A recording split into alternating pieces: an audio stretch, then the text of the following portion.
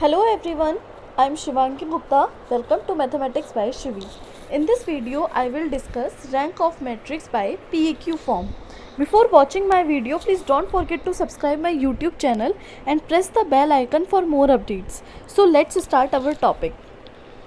देखिए स्टूडेंट्स, मैं आप लोगों को ऑलरेडी पहले ही rank of matrix method number 1 and method number 2 by definition and by normal form cover करवा चुकी हूँ. And this is my third video rank of matrix method number 3 by PAQ form. तो चलिए स्टार्ट करते हैं अपने टॉपिक को. देखिए, how to find rank of matrix by PAQ form. तो उसके लिए हमें कुछ कंडीशंस हैं जो अपनी ध्यान रखनी होगी. Firstly, both row and columns are allowed. देखिए, जैसे हम नॉर्मल फॉर्म के अंदर रो एंड कॉलम दोनों ही कंडीशंस को अपनी अप्लाई कर रहे हैं, इसी तरह से हम यहाँ पर भी रो और कॉलम दोनों को ही यहाँ पर अप्लाई कर सकते हैं. ठीक है. अब रो ए इक्वल्स टू होता है साइज ऑफ आइडेंटिटी मैट्रिक्स, यानी कि यहाँ पर रैंक ऑफ मैट्रिक्स कैसे निकलेगी. Rank of matrix equals to होगी साइज ऑफ आइडेंटिटी मैट्रिक्स की. ठीक है. थर्ड क्या है कि मैट्रिक्स ए दे रखा है m×n. इसको हम किस तरह से लिख सकते हैं. इसको हम लिखेंगे IM_A_IN. देखिए, यहाँ पर IM का मतलब क्या है. IM मतलब है ओनली रो अप्लाई. ठीक है. और यहाँ पे IN का मतलब है ओनली कॉलम अप्लाई. यानी कि सपोज अगर हमारे पास कोई एक मैट्रिक्स गिवन है, ठीक है, तो उस मैट्रिक्स को हम किस तरह से तोड़ेंगे. उसको हम रो और कॉलम में तोड़ेंगे. एक तरफ होगा हमारा आइडेंटिटी मैट्रिक्स, इधर होगा हमारा यही वाला मैट्रिक्स, और इधर होगा हमारे पास ए, और इधर होगा हमारे पास अगेन आइडेंटिटी मैट्रिक्स.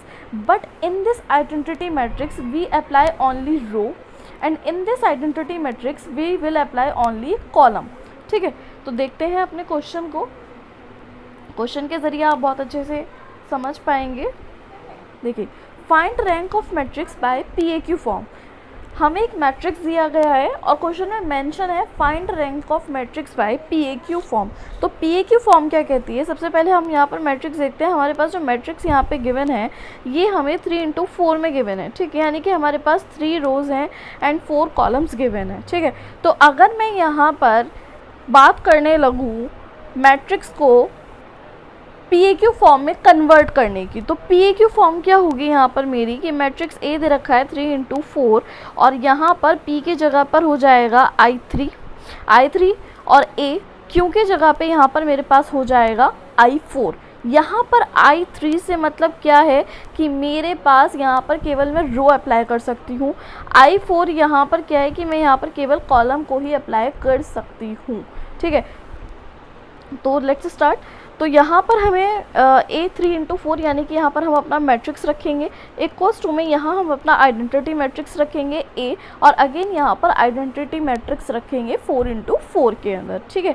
तो अभी मैं इसको इस तरह से सॉल्व करूँगी कि लास्ट में मेरे पास जो मैट्रिक्स A हमें गिवन है वो क्या बन जाए, वो एक आइडेंटिटी मैट्रिक्स बन जाए.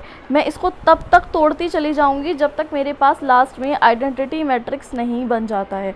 ठीक है. तो लेट्स स्टार्ट. आइडेंटिटी मैट्रिक्स बनाने के लिए मुझे यहाँ पर चाहिए 1 ऑलरेडी मेरे पास यहाँ पर गिवन है. मेरा नेक्स्ट स्टेप क्या होगा कि मैं अपने नीचे के एलिमेंट्स को यहाँ पर 0 बनाऊँ. ठीक है. तो इनको 0 बनाने के लिए मैंने अप्लाई किया यहाँ पे R2 - R1 and R3 - 5R1. ठीक है. ये इक्वल्स टू में है R2 के, और ये इक्वल्स टू में है यहाँ पर R3 की. तो जब मैंने ये कंडीशन अप्लाई करी तो मेरे पास यहाँ पर क्या बन गया, 0 बन गया. ठीक है. नेक्स्ट स्टेप मेरा क्या होगा कि मेरे ये जो एलिमेंट्स हैं ये सब क्या बन जाने चाहिए, यहाँ पे -1 3 6 ये क्या बन जाने चाहिए, मेरे 0 में कन्वर्ट हो जाने चाहिए. तो 0 बनाने के लिए मैंने यहाँ पर C2 इक्वल्स टू किया C2 + C1, C3 equals to किया C3 - 3C1, and C4 equals to किया C4 - 6C1. इसके बाद मेरे पास यहाँ पर ये तीनों के तीनों एलिमेंट 0 में कन्वर्ट हो गए. अब जो मेथड हम यहाँ पर अप्लाई कर रहे हैं वही सेम मेथड हम यहाँ पर और यहाँ पर भी अप्लाई करते हैं. ठीक है. तो यहाँ पर हमारे क्या मैट्रिक्स के अंदर चेंज हो रहे हैं डजेंट मैटर. हमारा मेन फोकस इस मैट्रिक्स पे होना चाहिए कि ये जो मैट्रिक्स A है हमें इसको कन्वर्ट कर देना है आइडेंटिटी मैट्रिक्स में. बट जो भी हम यहाँ पर रूल अप्लाई कर रहे हैं रो या कॉलम का, वो हमारा इन तीनों मैट्रिक्स के अंदर ही अप्लाई होगा. ठीक है. ये नहीं कि आपने एक में कर दिया, आपने I3 में नहीं किया, I4 में कर दिया, ऐसा नहीं होगा. ठीक है. तो चलिए अब मेरे पास ये भी ज़ीरो बन चुके हैं, तो इसको आइडेंटिटी बनाने के लिए मुझे चाहिए नेक्स्ट स्टेप कि मेरा ये 4 1 बन जाए।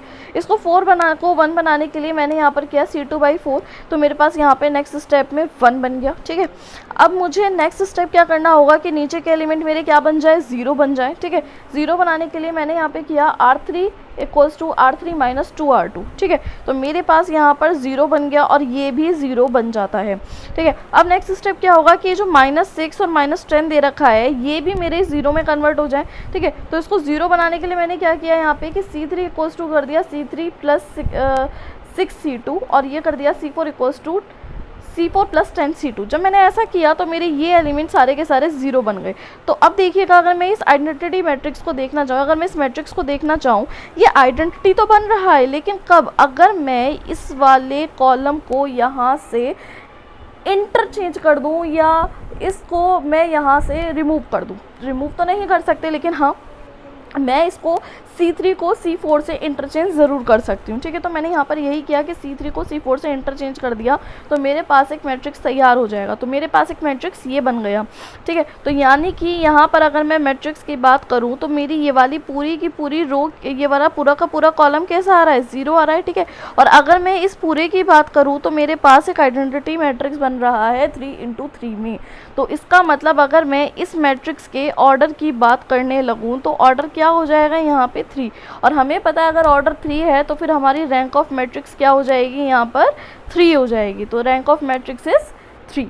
तो इस तरह से, और ये जो हमारी वैल्यूज़ हैं जिनको हम प्रॉपर्टीज़ लगा कर लेके आ रहे हैं, ये जो वैल्यू होगी हमारी क्या हो जाएगी, P हो जाएगी, और ये क्या हो जाएगी, हमारी Q हो जाएगी। ठीक है, तो आप समझ चुके होंगे कि हम ये प्रॉपर्टीज़ कब तक लगाएंगे, ये हम तब तक अप्लाई करते चले जाएंगे जब तक हमारा जो मैट्रिक्स हमें गिवन है वो आइडेंटिटी मैट्रिक्स में कन्वर्ट नहीं हो जाता है।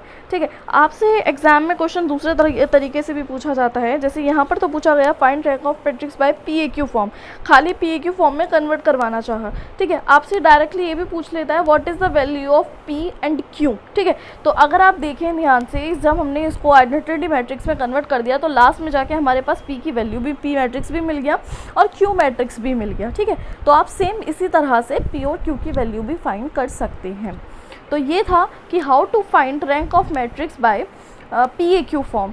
ठीक है, thanks for watching my video. I need your support. Please subscribe and share my channel with your community, and if you like my video, please like it and comment it, and also don't forget to press bell icon for more updates. Bye bye. I will meet you in my next video.